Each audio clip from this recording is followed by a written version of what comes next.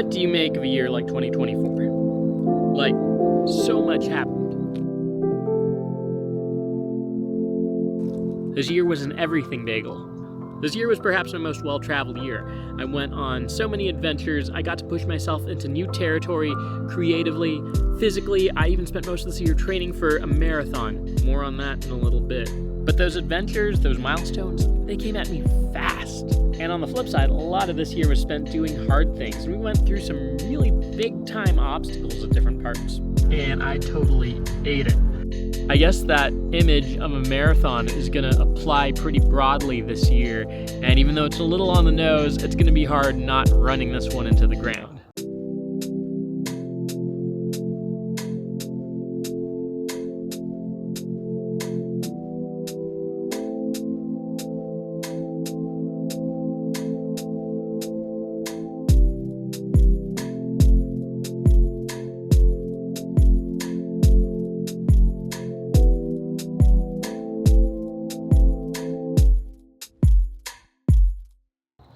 So I think, and I've had some years that lend themselves to a nice clean narrative arc. You know, you have several different goals throughout the year and you either succeed or you don't.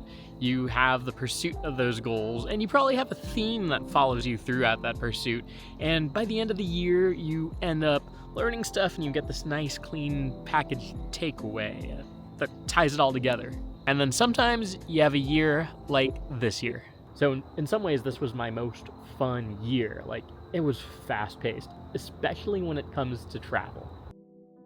I had some really good trips this year. I think my favorite would have to be the week I spent in Finland with Reese on a father-son trip. With 3 kids, getting one-on-one time is something I've tried to be intentional about. And then Finland, like, what a great spot for this kind of trip. You know, probably the most kid-friendly country I've been to. We took a sleeper train into the Arctic Circle. We met Santa Claus, we got to hop on a ferry and cross into Estonia for a little bit. The other really cool trip that we got to do this year was spend a few weeks in Portugal and Spain. In Spain we were in Valencia, just enjoying the slow Spanish lifestyle. And in Porto we got to meet up with our friends Daniel and Joy and all spend some time together in a big shared house. And I love that kind of trip. Those are just 2 of the trips I went on, but in total I spent time on 5 different continents, all of them except Antarctica and Oceania. My work in climate storytelling continued to be fulfilling. I made over 50 new illustrations. I spent most of the year marathon training. My indie improv troupe, Metal People, books shows pretty regularly, and as of a few weeks ago I found out that I was cast on a house team of our local theater. Oh, and one of the most fun things I'm doing these days is freestyle rap improv, which is, something I didn't even know I could do until this year. And in spite of it all, none of these things were the most active part of my life for the past year. That honor goes to dad life. My twins got potty trained this year. They turned 3, and my oldest started elementary school. But here's the thing. While this year was packed with so much fun stuff, there was just so much of it. Like, you wonder, was there too much of it? Nah, I felt this way especially when it came to travel. Like, I loved being able to go to all those places, but I also wished that some of those trips could be spaced further apart so that I could just enjoy each one, unpack a bit more, go slower, and appreciate where I was at before having to get ready for the next one. But I guess I am just more aware of the fact that I don't need to push it. Like, I've been so many places and I'm really privileged to have gotten the chance to go, and I'm sure the opportunities will keep coming and I'll continue to go to places, but I can just you know, slow it down a bit, make sure that every trip I'm going on is just an enthusiastic, oh, I'm stoked to be here, you know? There was this weird recurring theme throughout all of 2024, which was things starting out super hot and seemingly as good as they've ever been, only to fizzle out and end in kind of disappointing fashion. This rang true from Phillies baseball all the way to politics. Oh, and also personal life.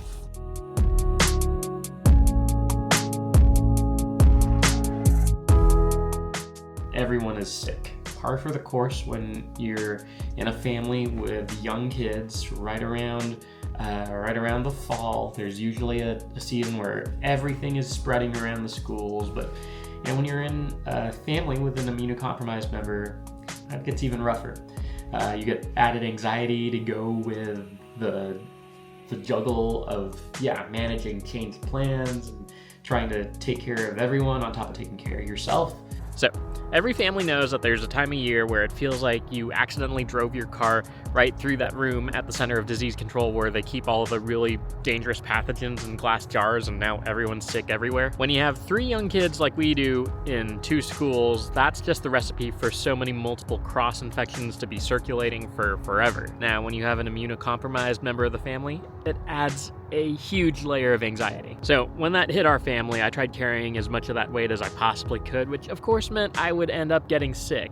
And the school schedule got real irregular with holidays, and our usual childcare was unavailable. The last few months of the year were a mess. I found myself pretty spent, like physically, emotionally, like there was just no space to manage anything. It felt like whenever things were at a low, they would somehow manage to get even lower.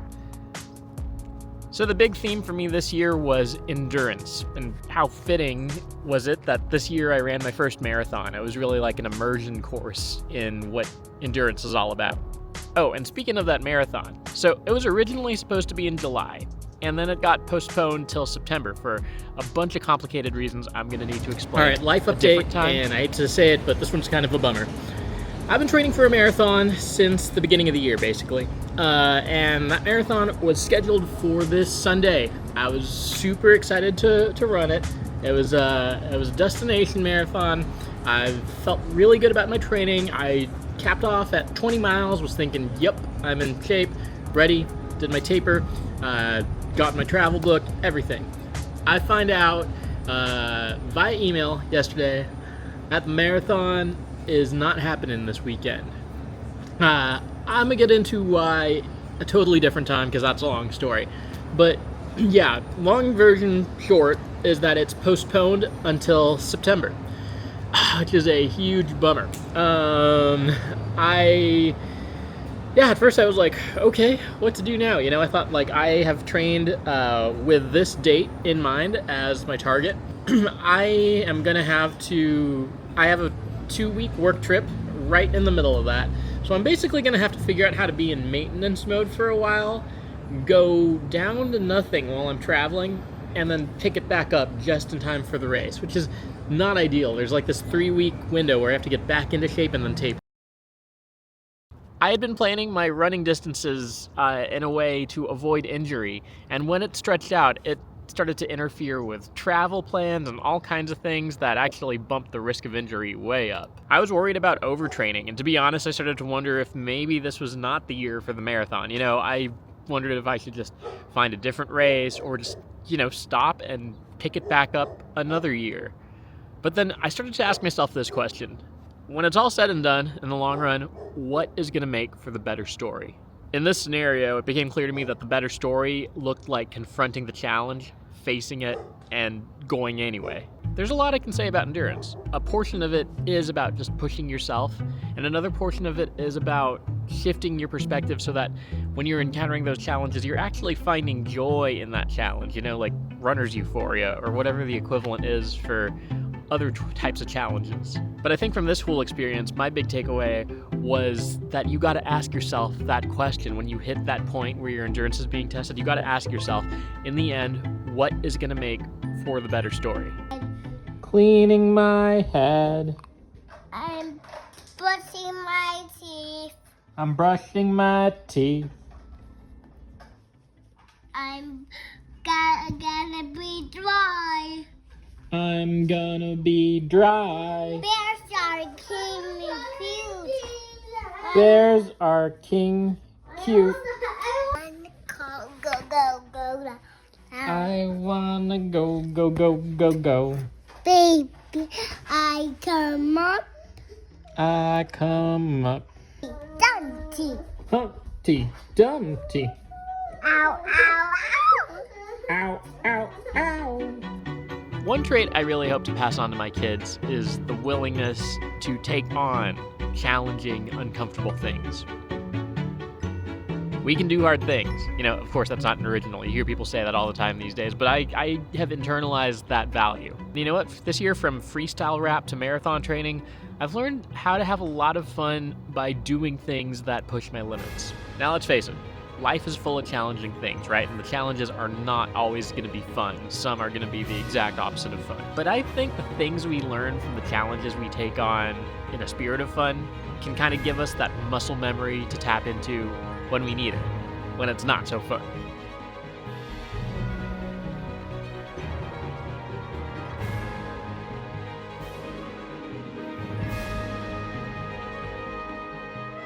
So here at the end of 2024, there are a lot of unresolved things. There are a lot of lingering questions, things going on in my life, question marks around health and family, and not to mention the state of the world. It feels a little bit like one of those movies with a deliberate cliffhanger ending, Empire Strikes Back or Across the Spider-Verse. It is not meant to resolve. In fact, it's meant to let you know the story needs to take a break before continuing on. And you know what? To me, this brings back memories of finding out that my marathon was going to be rescheduled. I remember finding that out and thinking, like, seriously? You know how I landed on the decision I did? I asked myself, what is going to make for the better story in the long run? When 4 or 5 years have gone by and I am looking at this in retrospect, what story do I want to have to tell? And I think where we are right now, facing all kinds of question marks, that's going to be a helpful question to keep asking ourselves. What choices are going to make for the better story? And so, this is where our year ends, with more questions than answers and a fair amount of uncertainty for the road ahead. In the absence of answers, I leave you with this, a game plan. In the words of Thich Nhat Hanh, smile, breathe, go slowly. As fun as this year was, at many points, it went by a little too fast for me. I felt like there were a lot of good things competing for attention, and I think those things might have been enjoyed even more with a bit more space. In many ways, I recognize I'm at one of the most fun stages of my life. It sure isn't the easiest, but my kids are at a really delightful point. I'm thankful for what my body can do. And I have so many opportunities to do the things I love. I've heard many people say that they wish they could recognize the good old days while they were in them. Maybe it would help to go slow.